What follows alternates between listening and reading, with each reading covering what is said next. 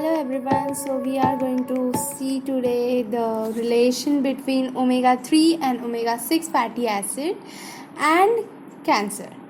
So we all know that a healthy diet is very essential for well-being of human beings.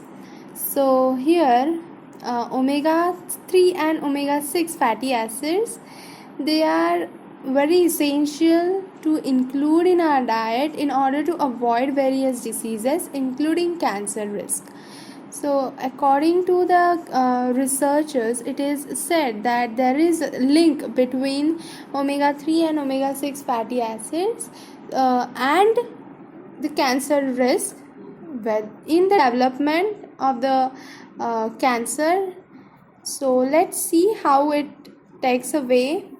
So first of all, we are going to see what is meant by fats, because fats, they are the group in which this all components come in. Fats are the long chains of fatty acids and glycerol. Now, as per the hydrocarbon backbone, they are classified into three parts, that is trans fatty acids, saturated fats and unsaturated fats. Trans fats, they include the food items like hydrogenated vegetable oils, fast foods, pastries, cakes, chocolates, deep fried food, and so on, which are very unhealthy for our health and may causes the heart diseases. Whereas saturated fats, they include two types of fats, that is vegetable, that is plant derived fats, and animal derived fats. So vegetable fats, they are like coconut, palm oil, beverages, creamer, condensed milk, and animal fats contains poultry skin, fatty meat, butter, ghee, lard, and full cream dairy products, etc. So saturated fats, they are the long chain of fatty acid which only contains a single bonding, not double bonding, only single bonding in the backbone, hydrocarbon backbone. Okay. Unsaturated fatty acids, so here they are divided into two parts, that is monounsaturated fatty acids and polyunsaturated fatty acids. So monounsaturated fatty acids, they only contain one double bonding in their entire chain of fatty acid, and whereas polyunsaturated fatty acids, it contains more than one double bonding in their backbone, hydrocarbon backbone. Now let's talk about something of polyunsaturated fatty acids. They affect wide variety of physiological processes going on in our body.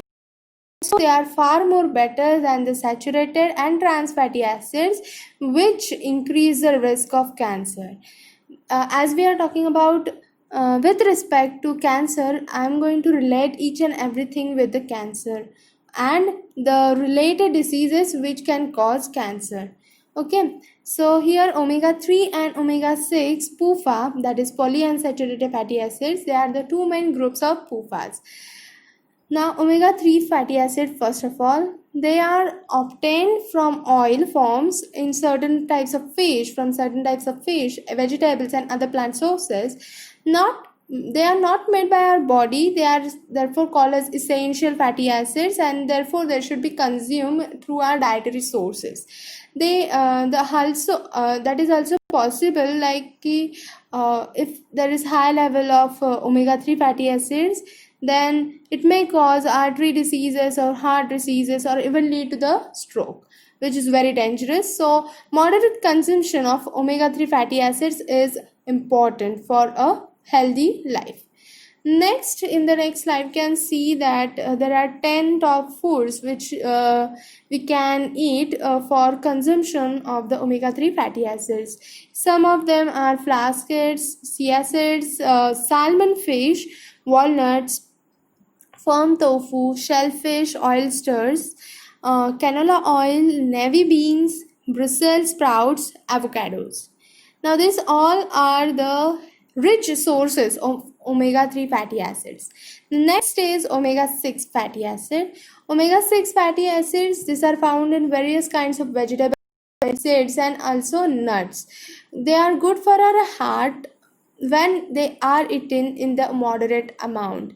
Now, linoleic acid, it is derived from omega-6 polyunsaturated fatty acid. Some of the derivatives of omega-6 fatty acids also have anti-inflammatory properties. Replacing saturated fats from the foods such as meat, butter, cheese and pastries with the plant-based foods that contain omega-6 polyunsaturated fatty acids, including vegetable oils like nuts and seeds, can decrease the number of heart diseases. Here there are some examples given of omega-6 polyunsaturated fatty acids. Now, what are the functions of both the omega-3 and omega-6 PUFA? So, first of all, omega-3 PUFA, it helps in cell membrane integrity, alternation in signal transduction, leads to the cellular proliferation, induction of apoptosis, increased degree of unsaturated fats.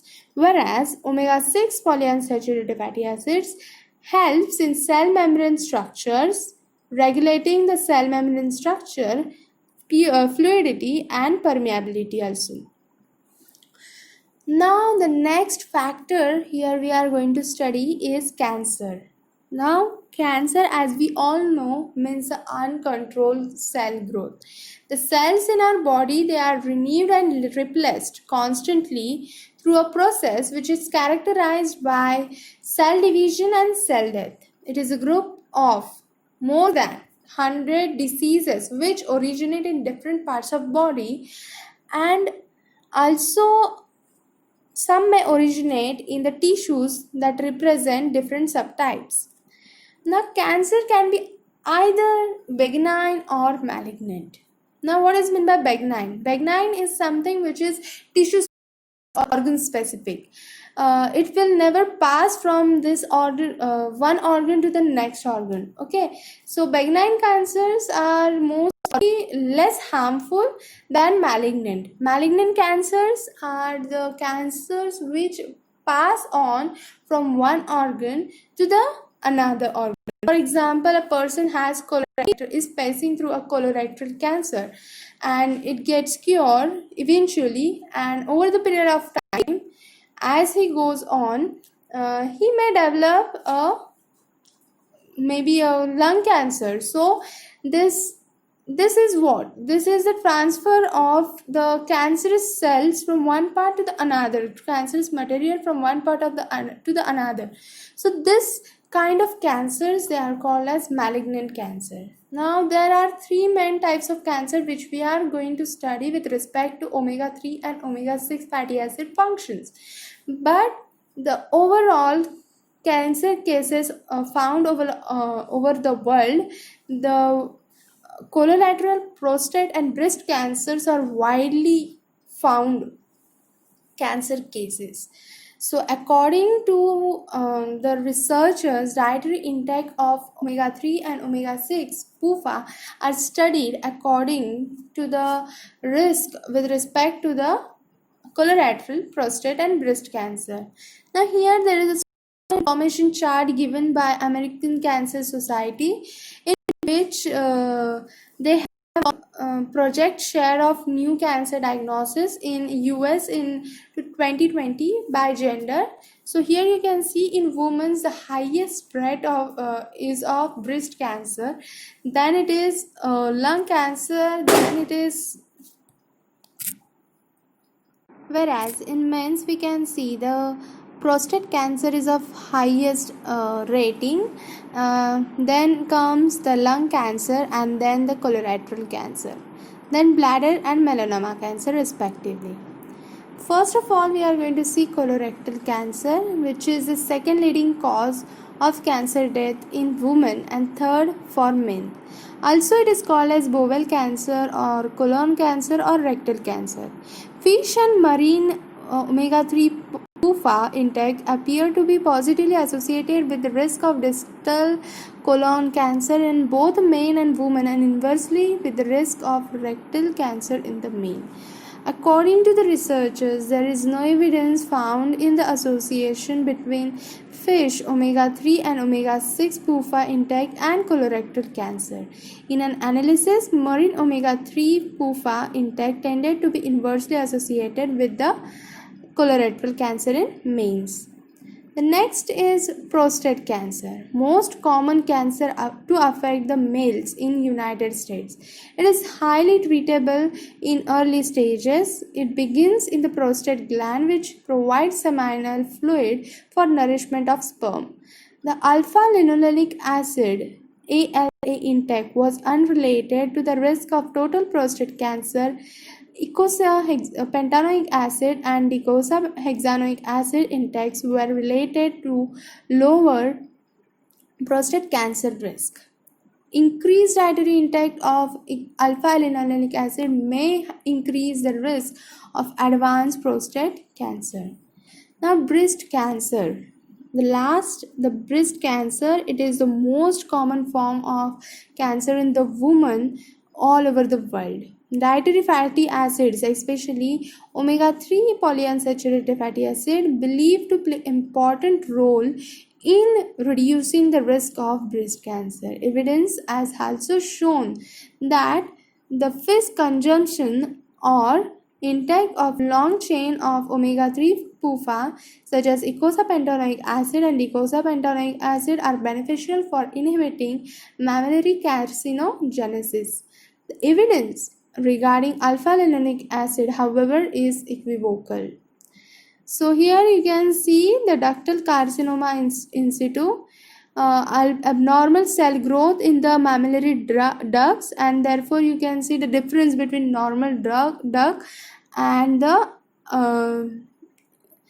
ductal carcinoma in situ wala duct. So thank you for seeing my video. Please like, share, comment and subscribe my channel if you like this video. Thank you.